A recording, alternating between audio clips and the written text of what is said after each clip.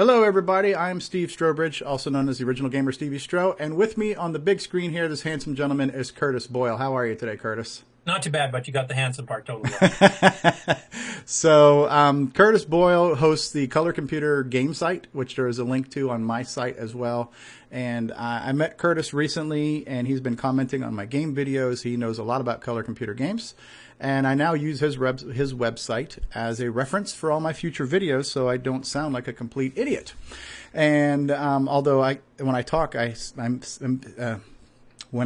manage to sound like an idiot anyways, as you just saw there. Curtis is going to show us about some cool color computer controller stuff. I should also mention that if you want to hold up that book, Curtis was mentioned in the CoCo book by Boise Pete and Bill Logidus, that he was mentioned as being the creator of Nitrous 9, correct?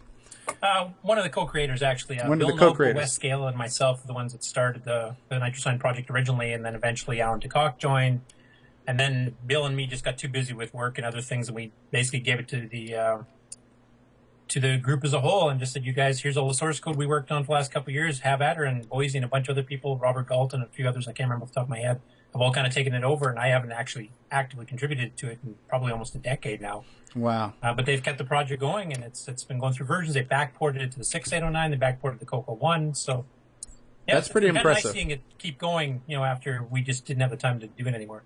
Right. And I don't want to get too far off topic because we're going to talk about gaming controllers. But Nitrous 09, am I saying it right? Nitrous 9? Yeah.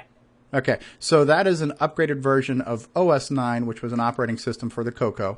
Yes. I think it was around 83 that became official because that's when they released the 64K Color Computer 1. You needed to have 64K to run OS 9. Yep. Tandy was completely behind it, and Tandy basically said any future disk-based games for the CoCo must run on OS 9. And then was it OS 9 level 2 that was what was released for the CoCo 3 originally? That's when they added windowing and support for right. And then you took that and converted that to use the new Hitachi processor and more RAM and just really pushed it well beyond what it was really... There was we'll go into just a little bit briefly here, but when it was revealed that the 609 had all these extra, like an extra higher speed mode and extra instructions and registers and everything else, which was through a Japanese magazine. Somebody got translated and kind of tossed it over to North America about 4 or 5 years after it was published. And originally Chris Burke of Burke & Burke fame made the hard drive controller and stuff, one of the more popular ones for the CoCo 3. Okay. He made a program called Power Boost that basically used some of the extra features, especially the memory transfer, that a block memory move that could speed up memory copies way faster than 609 could do in its own. And he did one kind of the cheating way, I guess you would call it, where he basically just kept it in 609 emulated mode and then just threw in some of these new instructions and stuff, and he sold that. And then Bill and I and Wes kind of went, we'd really like to have a native mode version because we know every instruction runs about 10 to 15% faster, plus you can use all this other stuff on top of it. So we decided to disassemble all of OS 9, not realizing it had already been done once before with the infamous level 2 upgrade that never got fully released by Kevin Darling and others. And we spent, I don't know, must have been about 6 months to a year getting everything working to the point where we could actually reassemble OS 9 with new native mode and all the extra 6309 stuff, and started selling Nitrous 9 as a competitor. And then Chris also updated his Power Boost. And then eventually I think we kind of took over within a couple of years of that because we kept going with it and kept improving it and kept adding stuff constantly to it. We were doing all kinds of releases, and it eventually got to be quite a bit faster than even Power Boost was. And I remember the one CoCo Fest we went to, I think we sold 50 copies the first night. I had to go buy new discs from one of the other vendors because we ran out. Wow. And then I had to pay, exorbitant hotel rates for running their copy machine to make copies of the manuals. And wow. It's mental. Wow. Well, roughly what year was that? Oh, I'd have to take a look. We were still when Rainbow was around because we were advertising in Rainbow, so probably the early 90s. Okay. So this was roughly, so 91 is when Tandy retired their support for CoCo 3, right? Yeah, and then Rainbow retired in 93. Okay. So this was before 93. So this was still fairly fresh on the heels of the CoCo 3 being a somewhat current and viable product, is when you started this, right? It wasn't like years later. Yeah, I mean, the one sad thing is that the person in Japan that had found out that it's actually to put all these hidden things in and then didn't tell Motorola about it because they were not supposed to do this, had been revealed, I think, in 1988 or something, which is like when the CoCo 3 had only been out for a year or two. Yeah, that would have been really And if we'd known about it then, I mean, even Tandy could have gotten into the game and said, well, here's an upgrade. The chip price is basically the same. It wouldn't cost them anything. And, if anybody had rewritten any of the other software, I mean, gaming software, all kinds of stuff could have had a lot of extra things done with that. Unfortunately, I don't know too many people have done a 6-9 specific game for the CoCo, except Roger Taylor. He did one Spider Hyper, and that was just to make the game more complicated and actually do massive improvements to it. And then Sockmaster on his Donkey Kong and a few other things is thrown in, like the native mode where it kicks in an extra 10 to 15% to speed the frame rate up. But I'd really like to see like any of the really good CoCo game authors like Nick Marentes or Sockmaster, John Kowalski, or any of the other ones to actually write a 6-9 only game, like write it specifically for that chip and see what they could do with it. I mean, I saw what we did with Nitrous 9 and how much OS 9 sped up. I would love to see somebody that's good at writing games do something with it. Agreed. That would be cool. So we're going to talk about controllers. And I'll just hold up. Your screen is going to be bigger than mine. But this was the original Radio Shack controller, the analog stick. This is the one with the chrome cover and a single red button. And as I've mentioned in a lot of my videos, when I was a kid, I hated this thing because we came from the 4-directional, very linear mentality. Yes. So in the Donkey Kong, Pac-Man type games, this thing here was like a spastic problem. But a lot of the games that I am trying to play on emulators, I'm finding are very hard to play on a modern PC controller. Even though I'm using an Xbox controller, it is analog. It's nowhere near as loose and as fluid. So I've come over time to appreciate that very loose and freewheeling analog controller. But it did have some disadvantages to certain games. And so a few years later, they released the deluxe joystick, which was still analog, but it was spring-loaded, and different versions could take advantage of 1 or 2 buttons.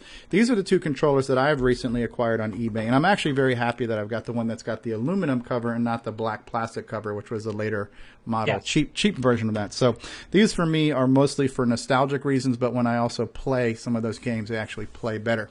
And you mentioned that you have some other pretty cool controllers you'd like to show, so I'll turn it over to you now and let you... I'll also just discuss the 2 that you've got already. As you mentioned, there was a 1 and 2 button version of the Deluxe. The one with just the red button was more the CoCo 1 and 2 version. And these were both manufactured by Kraft, who made joysticks for a lot of the home computers at the time. And the black one, just a little side story there. I had one of the original aluminum ones too. And you can unscrew the top, and there's a little thread part that comes off. And I had unscrewed it at one point, and I actually broke that off. And then I ended up calling it my sawed-off shotgun joystick because I would just steer it with my thumb. And actually, I did better. That's funny. So it worked pretty well. And the plastic ones, you couldn't do that. So I see. So it was kind of interesting. But yeah, the deluxe joysticks I think were the most popular ones that Radio Shack put out afterwards. As you mentioned, the black ones were good for games that were designed for free-floating analog where you have multiple positions. So they work good with like Centipede style, Missile Command style, drawing style ones like Double Back. Right. And ones that you have variable speed, like Project Nebula, you can use it for steering in 64 different directions each direction and adjust your speeds and stuff like that. So it works good for racing games and stuff too. I really like the Deluxe because the X and Y axes, you can change the spring loading, spring centering separately on each. So some games, like a car racing game, you want spring loaded for steering left and right so that you can get back to steering straight. But you want your accelerator without you having to actually physically push it up. Yeah, let me demonstrate that real quick. So on the bottom of this thing, you have to hold the joystick to a corner, and there was a couple of switches that you could lock or unlock the freewheeling. And right now, I've got it all freewheeling. But what you just mentioned, which I didn't even think about, that's actually brilliant. So if I lock the X, now the X from left to right is spring-loaded, but up and down is loosey-goosey. So now it's like a throttle, a very analog, freewheeling throttle with a more rigid steering wheel. That's actually brilliant. That's why you do things like OS 9 and I just play games, because I never would have thought of that. That's pretty cool, yeah. So that was the cool feature of the Deluxe joystick, is you could toggle between a loosey-goosey stick or a rigid spring-loaded self-centering stick for some of the more four-directional arcadey type games, which is cool stuff. I do remember seeing the Kraft branded version of this, and when I've been looking on eBay, I also saw one that said IBM, that it was a PC Junior based version of this joystick too. Same pinout, same DIN connecting. It just said IBM on that little badge instead of Kraft or Tandy. So I guess that this plastic mold got used many times. Yes, it did. And they used to have the Kraft label on it instead of the Tandy or Radio Shack one. I think it said Radio Shack originally when the one-button one came out, which would have been the CoCo 2 era, and then the two-button CoCo 3, I think they eventually switched it to the Tandy label. Yeah, mine says TRS-80, but I'm sure it's gone through a few iterations. Mine are way up on a shelf, and I can't see them from here, so I can't tell you. Yeah. So anyway, there was a lot of third-party controllers, especially in the early 80s when the CoCo one came out, because, I mean, the standard black joysticks you showed there, as you pointed out, if you're trying to play a game that is based on a spring-centered arcade game like Pac-Man or something, you can do it, but it takes a while to get used to, and a lot of people just prefer spring-loaded. So a lot of people came out in the early 80s, like 82, 83, maybe even 81, some of these adapters that would allow you to plug an Atari 2600 joystick, for example, and it would just basically force it to full blast, in the 8 directions, and you had a lot of adapters doing that.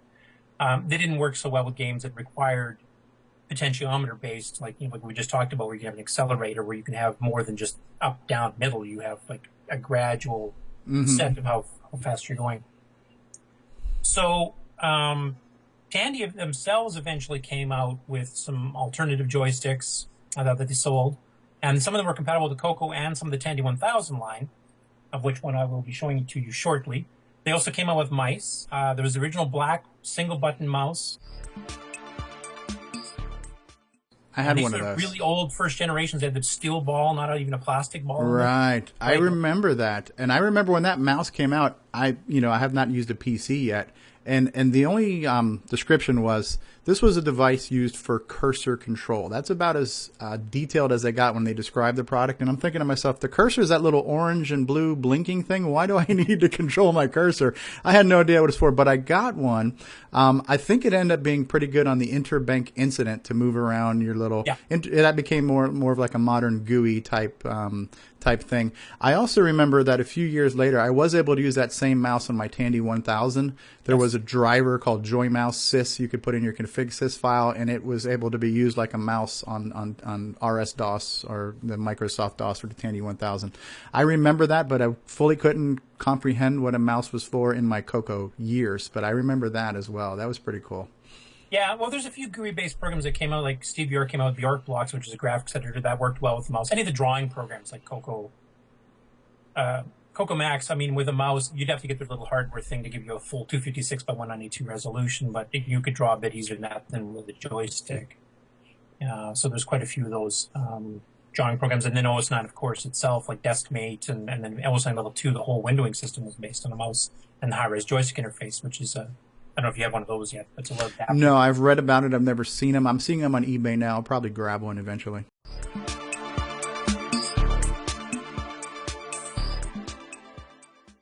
Yeah, they're only $9 at the time. I do have one buried around here somewhere. Now, Nick Parentes, if you've been on his site lately, they've actually come up with a software algorithm, him and John Kowalski, that they can now duplicate the equivalent of a high-res mouse adapter without adding hardware. Yeah, I remember hearing about that in the podcast. And yeah, so, I mean, the technical explanation, that was way beyond me, but basically they figured out some magic and it works now. So. Yeah. And so I'll just do a quick for the non-technical people. So the joystick resolution was 0 through 63. So you had basically a grid of 64 on your X and Y. And then for newer software, especially in the Color Computer 3 that had higher resolution, that was not allowing us to have pixel perfect screen manipulation. And so if I understand, I've never seen it, but I've read about it, the high-res joystick had one input that went to the joystick port, another one that went into the serial port for extra data. And then they could use the combination of the two to read higher resolution X and Y coordinates of the joystick to have more precision and painting on the screen. And was Steve Bjork one of the founders of the first one of those, the hardware device for that? He's the designer. Actually, the designer for that, yeah. And the software. Okay. There were software drivers built into OS9 Level 2 for it. He published an article in Rainbow showing you how to do it on RS-DOS, and also how to even do it on a CoCo 1 and 2. It was compatible. I don't think too much used it, but yeah, you could get full 640 by 640 resolution with that thing. You could actually go a little bit higher to it. It was all based on timing ramps and setting voltages and stuff. Did you ever work with the digitizer tablet? Do you remember that? Because I think that gave us like two. Or the original? It was a flat tablet where you had a pen and you could draw, and I think that was like the XPad. That was like 256 by 256, if I'm not mistaken. But I know I could move that pen anywhere on the screen and be pixel perfect with it. Yeah, and you could actually lift the pen a little bit off, and it would actually detect the fact that you were over the tablet but not touching it, and you could use that for your cursor. And then once you touch on the tablet, it would actually start drawing.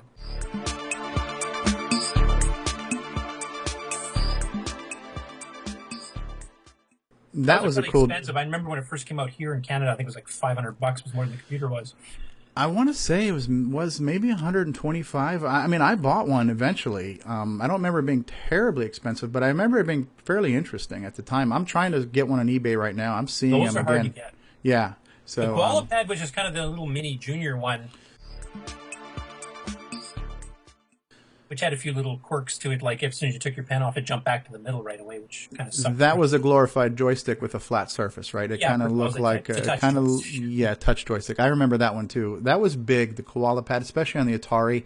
Everybody had a paint program for that Koala Pad. And I guess we had one too. I don't remember which one took advantage of it, probably Graphicom or something like that. Yeah. I never did get the Koala Pad. I had tried it with a friend's place who had it, and I wasn't that impressed with it. The X Pad I quite did like, but like I said, the price was exorbitant, and I wasn't much of an artist, so it Right. really do too much for me at the time. So he had it, and I just borrowed it once in a while to try it out. But yeah, that was a nice one. That was a full-blown graphics drawing tablet for the time. So at any rate, so Tandy Radio Shack came out with a few alternative controllers, and basically because they made the connectors compatible between the Tandy 1000 line and the CoCo, they could sell these as for both, which was great because Tandy was always trying to get the price down on things as much as possible. So making something hardware compatible with both of their main lines at the time was a huge cost saving for them. They just have to stock shelves of one product. They only have to get one manufactured, etc. So they had a few versions. I'll show you one of those shortly. I'm just going to show you one of the mice. This is the second generation 2-button mouse. Cool. Which, as you point out, would be Framer Bank incident, etc. So that's neato. Okay, it's beige. It says Radio Shack. Standard Radio Shack connector, and this is DIN the connector 2-button version, as I mentioned. You can see the metal ball. Oh my God, that is a real metal ball. Yep, and it's a fairly heavy thing. Yeah, because a few years later, when we were still using roller balls, they were at least like rubber coated balls. Yeah. And you still had the two wheels inside that it was like moving the axis on as you're moving the mice around. So this is not even rubber coated. I'm assuming that it's plagued by the same problems the old mice had, that the wheels would get crudted up. I remember having to open it up and scrape crust off the internal mouse wheels from time. The internal pitometers on that thing. Yeah. That's cool. I've never seen that model before. I had the black one with the single red button is the model I had. This is the one that basically came off with the CoCo 3 and was used by OS9 Level 2 quite a bit. Okay, very cool. Now, as a brief aside note, the people that were hardcore into OS9 Level 2 usually generally tended to have multi-packs, and they'd add in like hardware serial ports and parallel ports and all kinds of hardware to it. And I think it was Bruce Eisted, one of the developers of the Level 2 upgrade, and also the developer of the Eliminator from Frank Hogg, which is this big multi-IO board. He actually came up with the driver for the Logitech and the other standard, the Microsoft mouse standard for serial port, and you could take the serial mice from PC and plug those in. As long as you had OS9 or Nitrous 9 installed with the serial port driver, you could actually run full-blown IBM mouse. Okay, and would that plug into the RS-232 cartridge? What was the pinout on that? Was that like a 25-pin DB standard? 25-pin DB. Was it male or female, whatever that was? Most of the mice were 9 pins, so you had to put the adapter in. But okay, so it had the wide one, and you needed the little pigtail dongle to take the big E to the little E. Okay, yeah, that was pretty standard. Did that, and it worked great. It was full resolution. And oh, interesting. Yeah, I see those on eBay all the time too. The RS-232 pack, and I'm trying to understand what value I have as a collector for that. But now you've given me a good reason. So yeah, I don't know of any RS-DOS software that supported that. That was one of the reasons I'm like I know Nick Marentes, he kind of poo-poos OS9 a lot. Game developer, that makes some sense because it's a bit more restrictive than. Although there are ways you can take the machine totally over. You can use Nitrous 9 or OS9 just to like load up your game from a hard drive really fast and you store it in one thing. And then you can basically do a few things to basically shut OS9 down in the background, just kick your game and take total control of the CoCo. Okay. And Alan DeCock actually came up with a method to actually have it reboot OS9 afterwards as long as you left a little bit of a routine around. Though not a lot of people did that. But yeah, serial mice, I mean, if you were playing a game that was serial mouse driven or a drawing style game like we were mentioning before, the serial mouse actually worked pretty well too. And I just had a standard Microsoft, whatever, generic. Right. So anyway, that's the one there. So then I'll show you one of the ones that was for the Tandy 1000 series as well as the color computer. And this is called the Pistol Grip Deluxe Joystick. I remember stuff like that. Yeah. Oh, that's cool. So you model, 2 active buttons, but you got extra buttons. You can use the 2 buttons Okay. Top here, there's one Right. one behind you can't quite see, which I'll show you in a second. Right. There's the trigger. There's a trigger one and the thumb one. So it's more like an airplane joystick, a cockpit joystick. And then you have on the lower ones are mirroring those two buttons. So it's not true. Exactly. Not four independent buttons. Okay. Yeah. I remember a lot of sticks like that. That was a popular form factor for joysticks. Yeah, I don't know how popular it was in the CoCo. I mean, for certain games it worked quite well. I had a lot of PC joysticks like that. So this is the joystick here, the little And the suction cups on the bottom where you can stick it to the table. That's awesome. That is that is such a cool relic. You also I have like a fire that. button selector if you wanted rapid fire. I don't know if you can see. Oh, look at that. That's cool. So you can that's hold down very the button, cool. it will keep firing. And that's in really good shape too, huh? Is that yours? Yeah, this one Is that an original you've had the whole time? Yeah. Okay, so it's not an eBay acquisition or anything.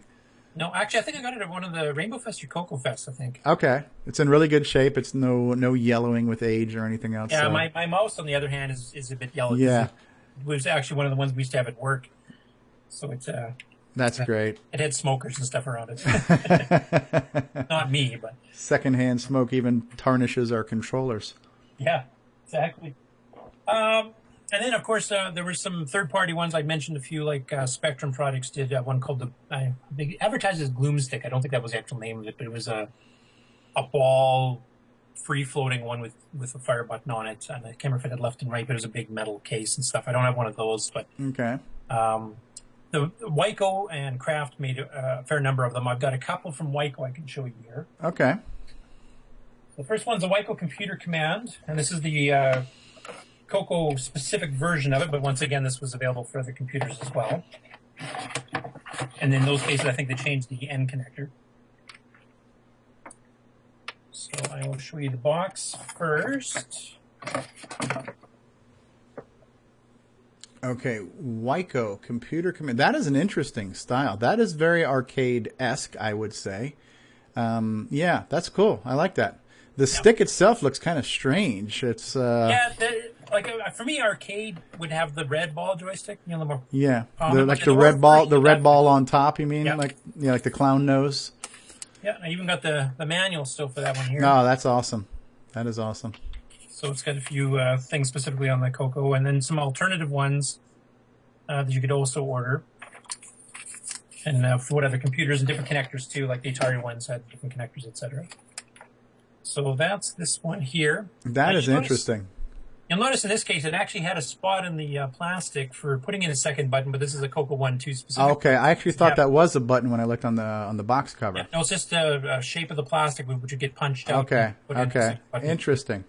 So is that rigid? There's no free form action on that one? Spring back. And so unlike a deluxe, you cannot loosen it up at all and get a free flowing control on that. No. Okay. No, it's strictly spring loaded. Yes, you can. It's got you can. Oh, so it does have the spring releases. Yeah. So this is basically a deluxe joystick on steroids. It's a much larger. Yeah, much larger stick, which I guess impressive. Yes. Control. Yes. Okay. That's cool. They have a switch here for Radio Shack versus I don't know what. I'd have to read the manual to see what the difference was. Might be between the Tandy or something. I'm not sure. Okay. Interesting. And that was Wyco was the brand on that one? Wyco Command Control. Okay. I have never seen that before. That's very cool. Thanks for sharing. That one's a bit rare. So that's that one. And then another Wyco one I got, and this one I specifically got for playing Centipede, a few others, because if you've played the arcade version, you know very well it runs on a trackball. Yes. So this is the Wyco Radio Shack trackball. I don't have the case for it anymore, unfortunately. Oh my god, that looks awesome. And Wyco actually had their own branded, this one actually required a plug into the wall for power. Oh, wow. And they gave you one with a cord that must be about 12 feet long. It just becomes a mess. And other than that, it just plugs into the standard joystick port here. Okay, there's your DIN connector. All right. Single button again because this was designed in the CoCo 1 and 2 days. Okay. So this is basically you are directly manipulating the pitometers with this guy here by rolling it. So you still had your 0 through 63 X and Y coordinates on this, but this is the realistic fire button too. In the, oh yeah, that is very rugged. It's about the same size as a pool cue ball type thing. Okay. Oh yeah, that is pretty much is. Yeah, it looks like a cue ball. Worked great for games like Polaris and. What do you think that would have cost back in the day when it was a new product? Oh, that one was a fair bit because of the power supply adapter. It was, I'm trying to remember now, about $40-50. That's not bad. I think the deluxe joysticks were like $30 each for one because they weren't coming in pairs back then.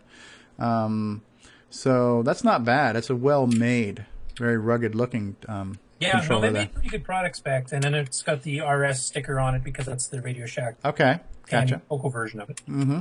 That's cool. Never seen that before. Yeah, that was a bit rare too. Though I did see a few people that used to buy them at CoCo Fest for certain specific games, as I mentioned. And probably the pride of my collection, it's not actually a joystick. It's can only be used with 2 games that were released from Diecom, and this is the Diecom Sega Master adapter as well as the Sega Master gun. It was bundled with games, Iron Forest and I heard Neil Blanchard talking about this on one of the podcasts, on one of the CoCo Crew podcasts. He got it, and he got the game that came with it too. So I can't wait to see this. Yeah, there's 2 games that Diecom Dave Dyes actually published for it. He actually showed a third one he was working on at Rainbow Fest one year. It was going to be a Wild West shoot 'em up. Okay. And then Diecom disappeared from the CoCo market. From what I've heard from other people afterwards, it was because of an argument with Rainbow over advertising rates. Dave just kind of got frustrated and just said, Okay. Drew, so there's a couple parts to this. It also used a 9-volt battery to power the interface. I got a battery adapter, one of those generic ones from Radio Shack. Yeah. To plug it in the wall, so it could drain batteries quite a bit if you forgot to unplug them. So this is the interface box here. Okay. Diecom products. This is the side that plugs into the phaser light gun itself, and then you got the 2 plugins. It's kind of like a high-res joystick interface in that it uses 2 plugins to properly power the gun. So there's a joystick port and a serial port. So you got much more resolution out of it. Yeah. Okay. And also because it had to do special timing flashes on the screen to be able to register the actual gun. And the gun itself is just a standard Sega Master system. Okay. Did they sell it with the controller, or was this just a kit? Oh, the kit was bundled with the controller. Yeah. And the whole thing, when it first came out, it was quite expensive. It was like 60 or 70, maybe not. I have to go look at Rainbow again, but it was quite expensive with it. And then when they started selling the second game for it, then you could buy it either as a bundle or you could buy just the game if you already had the controller, and then the price dropped quite dramatically. Okay. Now, the one sad thing about this is because of the way the light interface works, it will not work on any of the current modern TVs. You have to have a CRT tube-based TV for it to work. Yeah, that is the unfortunate of the light guns, because from what I understand, it flashes something on the screen and it has to actually read it back from the screen. Yeah. And even a flat panel screen, if the timing's the same, if something's off, where even though the white box is on screen for it to see, the timing's not right for it to capture it, so something's out of sync. So there literally has to be a glass tube-based television for these old light guns to work. Yeah. And that's the same thing as the Nintendo, like with Duck Hunt and everything else, which I would love to be able to play, but I got nothing to play it on hardly. So yeah, I purposely kept a couple old monitors around. I got one CM8, one Magnavox 8515, and one big honkin' 2032 inch or whatever the heck it is TV set that I used for that. And that's all still in working condition, that light gun there? Now, that used the same pinout as like a any Sega joystick. So I've got one here. It's, what is it? 1, 2, 3, 4, 5. It's 9 pins then. I will double check. I believe that is correct. And that was pretty much this connection, from what I understand from listening to a recent podcast. This was the same in the Atari and in several Sega connections as well. Because I think John Linville was talking about an adapter that he created for Atari controllers, but it turns out because of the pinout, you can use Sega controllers and all kinds of controllers. So I think that 9-pin female interface was fairly common in a lot of different type of Sega-style controllers. And so they basically made an adapter. So that means you could have used a Sega joystick to play on the CoCo as well with that same adapter, potentially. Controller? Well, the Atari 2600 adapters, I think those were 9-pin as well, too, from what I remember. And they actually made both single and dual boxes. You could actually plug in both joysticks into the back of the CoCo through this interface box with 2 cables and actually have both your controllers being Atari 2600s. Yeah. So, I think somebody had made one for me one time in my original color computer days, and I think whatever they did, all the conversions were done inside the controller, so it just was a direct handoff with the CoCo DIN connector, and I was able to plug it straight into my CoCo. Yeah, an actual Atari controller. As far as the Diecom goes, there's actually, I think it was Tim Lindner maybe, that had reverse engineered because he was trying to get it to work with MESS, which is based on MAME, the emulator. And he got it working, and he also figured out how to basically duplicate it, and he's actually got schematics up. You can build your own adapter for it for the CoCo now. Okay. And you can actually, if you have one of the guns already, you can actually then use it and get downloads of the games. We actually put the 2 games up in copy protected DMK format, but you can get that onto a real CoCo or onto the emulator and actually play it. That's cool. I'd like to see that. Exist. Yeah. I wonder if that will be at CoCo Fest this year. If somebody will demo that or not, I'm not sure, but that would be cool to see in action. Yeah, it would be. And then, like I said, there was lots of others, a lot of third-party stuff, especially the CoCo 1 and 2 days before Tandy brought the Deluxe out, because everybody wanted spring back or arcade style. There was stuff from Wyco, from Kraft. Kraft actually sold the Deluxe joystick on their own for a few months before Tandy got the rights to then resell it, and then Kraft kind of disappeared independently for the CoCo. And there was tons of Atari adapters and all kinds of stuff. So yeah, there was quite a robust arcade joystick market in the CoCo 1 and 2 heyday between 83 to 85. Yeah, I find it ironic that I was of the same mindset that back when all we had was what I call the sloppy joystick, all we wanted was anything but that. But time has proven for me to really appreciate that real free flowing joystick. It's just so cool, and it's so hard to create, or I haven't seen anything like it now on a modern PC. There are all kinds of analog controllers, but none of them are as fluid and as responsive. And I think the gameplay doesn't really call for it that much, but I've really come to appreciate that over time, and I wish there were matter of fact, I would love it if somebody would make a CoCo to USB adapter where I could use my CoCo controllers on my PC. I would be in nirvana if that happened, nice. Because then I could play my emulators and get really good, clean recordings. And the play closest thing we have now is basically a mouse. Yeah. But you don't have that. You can't move like super quick across the screen like you can with a joystick where you just move your hand this much and you can go across the entire thing. Whereas with a mouse, you run out of mouse pad or you got to do it really fast and use the acceleration to get it to go. So you can't. Right. It doesn't quite work as smooth. You're right. Yeah. But this was cool. Thanks for sharing that collection. That's really impressive. I've seen a lot of things I've never seen before. So I appreciate you showing that. You got anything else to show us? Not today. Like I said, I do have some old deluxes and a few other things. I've even got my TC9 kind of buried up there too. I've got to actually bring it down. I don't think it works anymore. At least I'm pretty sure the hard drive was already failing the last time I tried it. I don't know if you're familiar with the TC9 or not. It's mentioned in the book a little bit. Is that the Tandy branded CoCo that was sold outside of Radio Shacks? No, that was the TEP 100 you're thinking of. Tandy Distributor Products.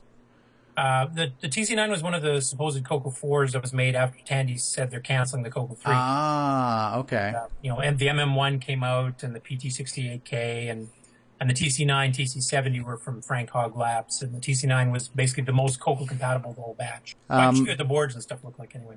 I did update your link page on my link site, and so whenever I put this video on YouTube, I'll put a link to that there so everybody can get to your gaming site. I definitely appreciate all the history you've been preserving there on your website, all the feedback you're giving me on my game videos, because I have really no reference to go from when I started doing these videos. I'm just randomly picking one off of a disc, I'm playing it, and I'm talking with as much information as I can pull out of my head and the thin air. So having your references and also a lot of the anecdotes and specific things, like this game was written for 4K and it had to fit on top of ROM and on top of BASIC, and so little pieces of information like that are such nice gems to know about. And so I can't thank you enough for all of your information, both on your website and all the comments you've been putting on my CoCo gameplay videos. I really appreciate that. I'm hoping to get back to the website. I know Eric Averleck's been working on MAME, or MESS, I should say, which is the emulator I was using for a lot of screenshots, because at that time it did the most accurate screenshots. It was also the most robust for support. Like, it actually had support for the DICOM thing. There was none of the other emulators did the DICOM thing at all. Right. And then as far as research on what requirements were for games and who wrote them, I mean, some people have actually written to me on the website and told me I wrote this game way back when, and then they give me some background details. You've seen some of the emails from them, which are also on my website. And then I've also got my what's the wrong way here? My collection of those binders here, all full of rainbows and color computer magazines and hot stuff. So that's my reference point too, to go back. And now they're all online too, which helps because there's some older issues I never had. So I can try to guess, when a game got released, if it's before. I think my first rainbow is August of '82. Which actually was an interesting story, because we had a computer shop that opened up here in Saskatoon in '82. And at that time, the only place you could get anything for the CoCo was Radio Shack. That was it. Right. everybody else had, Apple II and Atari and the Commodore VIC-20 because the Commodore 64 wasn't out yet, and TI-99 4.8, stuff like that. And this one small store downtown decided to open up for all computers at once. They would have, some software for this Apple II over here, and they have some Atari over here and some TI over here. And they actually got a couple of third-party CoCo games in, which I didn't even know existed because we didn't even have Rainbow Magazine. I had no clue. And then they actually put Rainbow Magazine out, and they just brought in a couple. I think that they brought in like 3 copies of one issue just to see if it would sell, and it sold out. Wow. I was one of the lucky ones that managed to grab it. And then my friend Dwayne and I ended up buying 2 games from Med Systems by Ken Kalish. There was Invader's Revenge and Phantom Slayer. And Phantom Slayer to this day is still one of my favorite games. Yeah, I remember reading about that on your site. I'm looking forward to trying that game out. So I haven't tried it yet. That's what I want to see Megan play with the volume okay. in the dark room. And I'll have to let her know. I've got a story on my website. I read I was it, yeah. interviewing Ken Kalish about a friend at work who tried it. He was like quite a bit younger than us, like a generation under. He's used to Doom and Quake and all this kind of stuff. He says, "There's no way some 8-bit computer could scare me in a game. There's just no way." So we did the experiment. We cranked the volume up, and it's got some sound effects that actually do scare you because they're quite sudden. Yeah. And he jumped, and he then admitted, "I guess, yeah, it can." So it's the gameplay itself and the sound effects. You don't need like super high res graphics. Right. The kids have a term for that now. They call it jump scares. And there's a game that Megan plays that's called Five Nights at Freddy's, and things will just jump out on you on screen and cause you to jump back in the game. So that's a 13th Freddy. No, but it's not that Freddy. This is like a game that takes place in a kind of like a haunted. What's that kid's place where they eat pizza? Like Chuck E. Cheese. So it's kind of like a haunted Chuck E. Cheese where all the robots come to life and haunt you at night. You're like a night guardman in like the a room. night in the museum then. Yeah, exactly. And so the game is all about these robots jumping out at you when you don't expect it, and they jump back, and then they call that a jump scare. So that's the thing the kids are looking for these days, are jump scares. And so you're saying that game gave us jump scares back in the 80s, before it was even called that, before it was a thing. Yeah. Which anyway, is pretty Shark cool. Treasure, the one I suggested you to try with me. Actually, I had a little bit of that too, because especially with the younger kids, when they first, if they didn't know the shark was going to come, like suddenly speed up when they got close. Right. Yeah, we will try to get another one of that with some reaction shots too, because that's a great suggestion. So we'll try to do that. Awesome. Well, I appreciate the time. Appreciate the interview and showing me some of your vintage collection here. And I look forward to seeing some more stuff and getting some more comments from you on future videos. I have the list you gave me on your suggested CoCo 3 game. Yeah. So I'll be going through that list. I actually tried playing Sockmaster's Donkey Kong Remix, and when I tell you I tried 6 different times to beat the first level, and I think I bumped it up to 9 lives. So I died almost 60 times. I never beat the first level. So needless to say, I won't be posting that video. So, but yeah, that Donkey Kong Remix is an incredible piece of software for the CoCo 3. So I look forward to playing that where I can actually show what the game looks like and not just dying in the same bottom of the screen 65 times or whatever it was. So, did you play that on an emulator or on your actual? I played it on the emulator. I should mention, you have a 6309 based CoCo 3, right? Yes. Both versions of Donkey Kong by Sockmaster actually support 609 native mode, so it will run a bit smoother. Right. And I was running it on the CoCo 3 emulator, and I switched the emulator to 6309 as well. Oh, you did? Okay. Yeah, so I was running it as good as it could run on the emulator. So, and it's a great game, though. I look forward to playing it some more. Yeah. Have you played the original Donkey Kong port too? Yeah, I played that. Yeah, that one seems to be a little bit easier to play than the remix. The remix is extremely challenging. So. I know John himself, he posted a couple videos of him playing his remixed version. He actually had to tone down the difficulty from his first released version of it because it was too hard even for him, and he knew what to expect type thing. Right. So it's definitely an advanced player's version of it, I guess.